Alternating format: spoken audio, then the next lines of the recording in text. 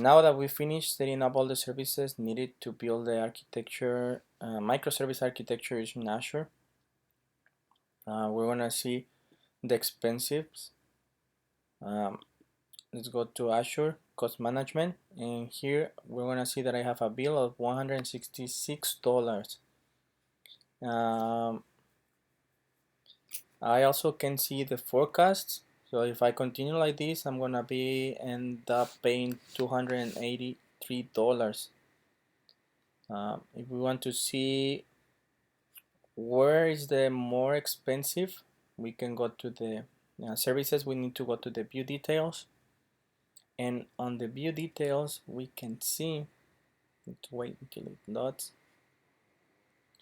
that I started on May 14,